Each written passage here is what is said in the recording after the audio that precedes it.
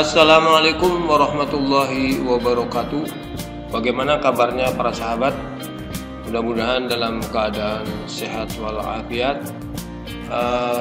Marilah pada kesempatan yang berbahagia ini kita memanjatkan puji syukur kepada Allah Subhanahu wa taala atas segala nikmatnya sehingga kita masih dalam keadaan sehat walafiat. Marilah kita lanjutkan kegiatan pembelajaran pada hari ini. Pada kesempatan kali ini saya akan menyampaikan masih berkaitan dengan muatan IPA ya, yaitu tentang organ dan sistem pencernaan pada hewan ruminansia. Bagaimana sistem pencernaan makanan pada hewan ruminansia? Mari kita simak penjelasan berikut ini. Hewan ruminansia adalah kelompok hewan mamalia. Jadi termasuk kelompok hewan mamalia yang biasa memamah, makan 2 kali dan dikenal dengan hewan memamah biak, seperti itu ya. Contoh hewan ruminansia ialah di sini sapi ya, ini sapi ya. Kerbau ini termasuk hewan ruminansia ya. Kemudian rusa ini. Kemudian termasuk juga domba, ini termasuk hewan ruminansia. Kemudian kambing di sini ya.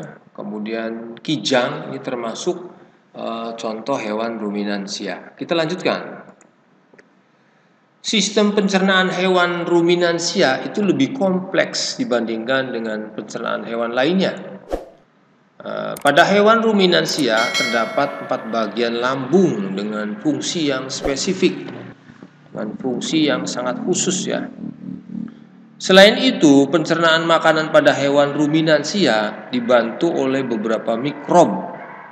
Mikrob itu adalah bakteri dan protozoa. Mikrob tersebut, bakteri dan protozoa tersebut dapat membantu mencerna rumput.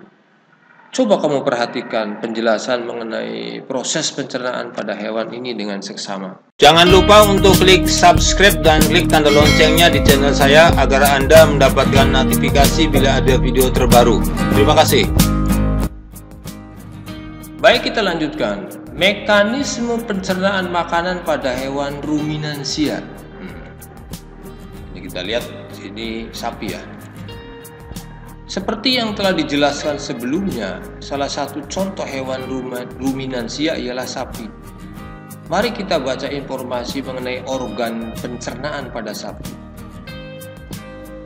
Makanan seperti rumput pertama kali masuk ke dalam mulut sapi. Ya. Di dalam mulut terdapat organ pencernaan seperti berikut. Nah, kita lihat sini ya. Ini kita lihat sapi sedang memakan rumput ya. Di dalam mulut itu ada organ gigi. Gigi sapi tersusun dari gigi seri yang berguna untuk memotong makanan. Gigi seri itu fungsinya adalah memotong makanan ya. Dan gigi geraham untuk mengunyah makanan. Kemudian di dalam mulut juga ada lidah. Lidah sapi itu berguna untuk merenggut rumput. Makanan ya, makanan sapi kan rumput ya, dan mendorong makanan yang sudah dikunyah menuju lambung. Nah, di dalam mulut sapi ada saliva, merupakan cairan atau enzim khusus yang dihasilkan oleh kelenjar khusus pada sapi yang kemudian disalurkan ke dalam rongga mulut. Saliva berperan dalam proses pencernaan kimiawi. Kita lanjutkan. Lambung sapi itu berbeda dengan lambung manusia, ukurannya jauh lebih besar. Kita lihat di sini gambar ilustrasinya. Ini adalah lambung pada sapi ya, sangat besar ini ya. Lambung sapi merupakan organ pencernaan yang sangat penting bagi sapi. Lambung sapi terdiri atas 4 bagian yaitu rumen, ini rumen ini rumen ya. Retikulumnya ini ya. Kemudian omasum, ini omasum. Ini bagian lambung ya. Bagian lambung pada sapi ada 4. Dan abomasum. Jadi lambung sapi itu terdiri atas 4 bagian, yaitu rumen, retikulum, omasum, dan abomasum. Oleh karena itu, sapi dikatakan memiliki 4 perut, seperti itu ya. Karena di dalam lambungnya terdiri dari 4 bagian. Ya, kita lanjutkan. Berikut bagian-bagian dari lambung sapi. Nah, kita lihat di sini. Gambar ilustrasinya supaya jelas di sana. Yang pertama rumen. Mana rumen? Ini bagian rumen di sini.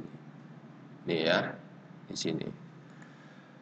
Rumen dalam kurung ini perut besar, jadi termasuk perut disebut sebagai perut besar. Tempat terjadinya pencernaan dengan bantuan mikroba bakteri itu di sini, ya di rumen. Di sini makanan dicerna hingga menjadi bubur dengan gerakan mengaduk yang dilakukan oleh dinding rumen. Pada saat sapi beristirahat, makanan kembali ke mulut dan dikunyah kembali. Tuh, seperti itu ya. Jadi sapi pada saat beristirahat, makanan kembali ke mulut dan dikunyah kembali. Makanya kita lihat sapi itu tidak berhenti-berhenti mengunyahnya. Setelah dikunyah untuk yang kedua kalinya, makanan masuk ke retikulum, perut jala. Di mana retikulum? Kita lanjutkan. Nah, ini gambar ilustrasinya. Mana itu retikulum? Nah, ini retikulum. Ini retikulum ya, seperti ini. Retikulum, perut jala. Di dalam retikulum, makanan kembali mengalami proses fermentasi dengan bantuan bakteri anaerob dan protozoa. Ya. Di dalam bagian perut ini terjadi proses absorpsi dan penyaringan benda-benda asing yang masuk bersama makanan sehingga tidak masuk ke omasum. Omasum itu apa? Perut kitab. Nah, ini bagian dari lambung sapi ya, perut kitab atau omasum. Di mana omasum? Kita lanjutkan. Nah, di sini kita lihat. Ini omasum ya. Nah, di sini omasum. Ya. Omasum itu perut kitab. Di dalam omasum, makanan dicerna dengan bantuan enzim pencernaan. Selanjutnya makanan masuk ke abomasum. Abomasum ini bagian dari lambung sapi ya. Di mana abomasum letaknya? Nah, kita lihat di sini gambar ilustrasinya. Ini abomasum. Nah, ini nih abomasum ya. Abomasum dalam kurung ini perut masam, dikatakan perut masam. Perut bagian inilah yang sebenarnya disebut dengan lambung. Sebenarnya ini yang disebut dengan lambung ya. Di sini makanan dicerna dengan bantuan enzim pencernaan pepsin, ini enzimnya ya, yang dihasilkan oleh abomasum.